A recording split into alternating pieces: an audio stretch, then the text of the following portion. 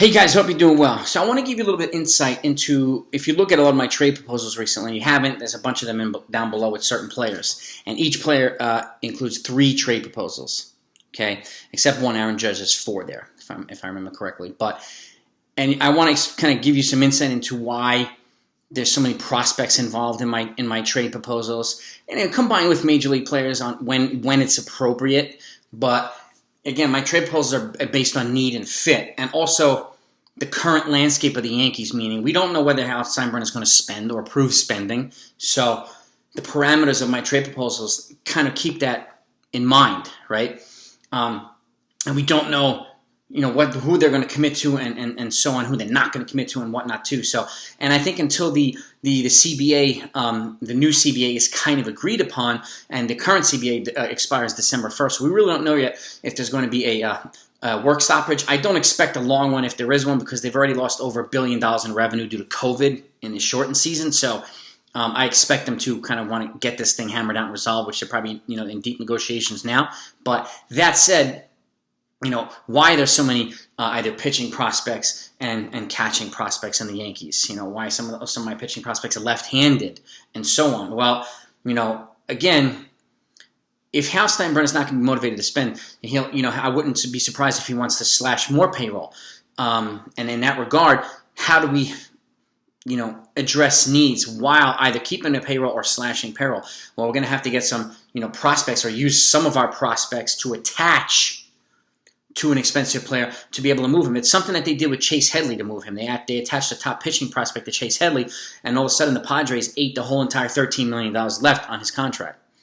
This is something they can do if they want to move Zach Britton or Aroldis Chapman or some of these guys. They're going to attach a prospect, which is why I have prospects also involved heavily in my trade proposals, because they can either replace existing prospects we have, or can be used in some of these types of trades as well for either a cross-controllable player or in a bigger package for a bigger player. So that's coming as some of the reasons why I do this stuff. But if you look at my trade proposals, they're heavily weighted in the catching prospect system and even left-handed pitching for some of my trade proposals as well. Well, left-handed pitchers who pitch well against lefties can help neutralize bats at Yankee Stadium against the short right field porch.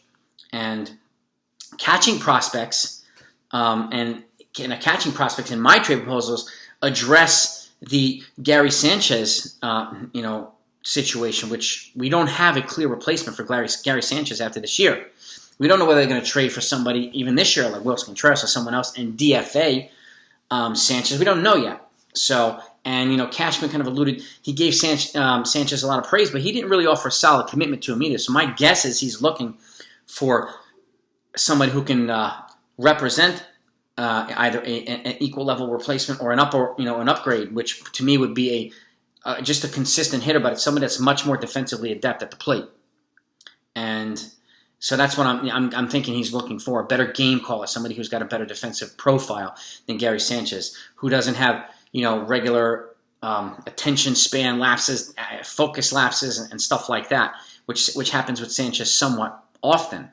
So lack of hustle, not being focused, like a lot of pass balls and things like that. So I'm guessing he's looking at that skill set, but we really don't know yet. And the fact is, even though I'm targeting certain teams with elite catching proposals, elite catching prospects, even the second level catching prospect in that system itself, that same team, represents an upgrade over most of our catchers in our own system.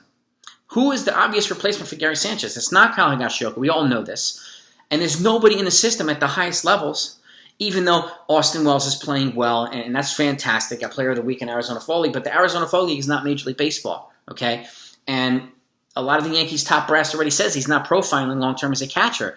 So Anthony Sigler is not progressing the way I guess they thought they would. Josh Bro, same thing, right? So we have a bunch of prospect depth in the lower levels of the system, but who do we have in AAA that can just come in and fill the catching spot? We have no idea.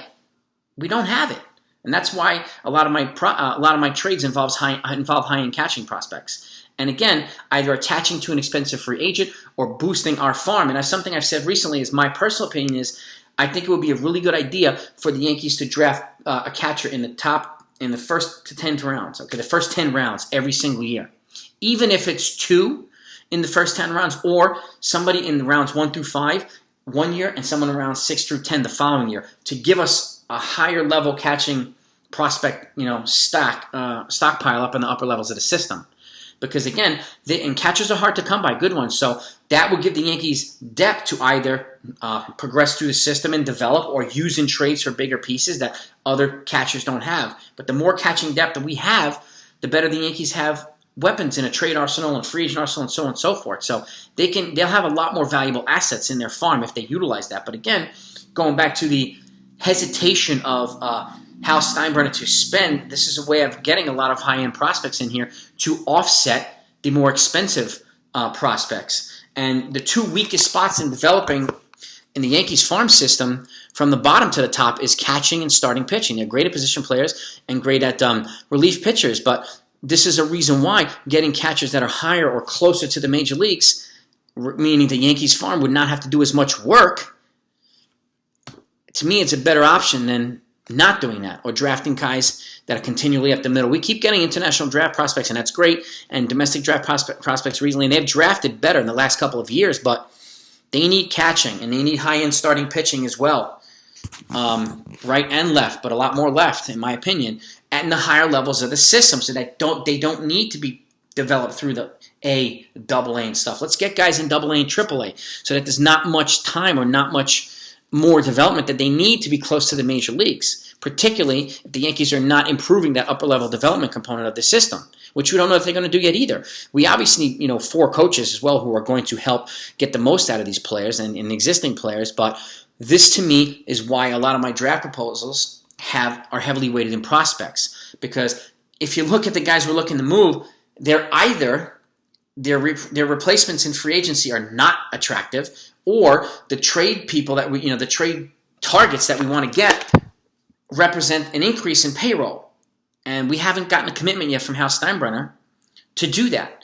That's why I have a lot of catchers. Now, would I love to get Matt Olson? Yeah. Brian Reynolds? Yeah. Keita Marte? Yeah. But until we have confidence they're going to do that, my trade proposals are heavily weighted in prospects so that the Yankees can still address holes and not increase payroll significantly. So that's kind of my thought process behind it, okay? And and again, it's based on fit, need, current market, current Yankees spending environment, and so on. And until that changes, the trade proposals are going to kind of represent where I think it's the best fit for their current team and their farm. So I hope that makes sense. Hope that clears up some things. I know there was a little bit of confusion for some folks wondering why I had so many prospects. That's why. And some of the prospects represent upgrades over the free agents. That's another reason why. So. But again, I think, a healthy combination of the two is the ideal path for the Yankees and most teams, obviously, but particularly the Yankees. So I hope you enjoyed this. If you did, hit the thumbs up. If you haven't subscribed yet, please do so and hit the notification, because I have a lot more videos coming up. I also have my MLB free agent predictions coming this Saturday, so you're not going to want to miss that one because it's a good one. So have a good week, guys. Talk to you then.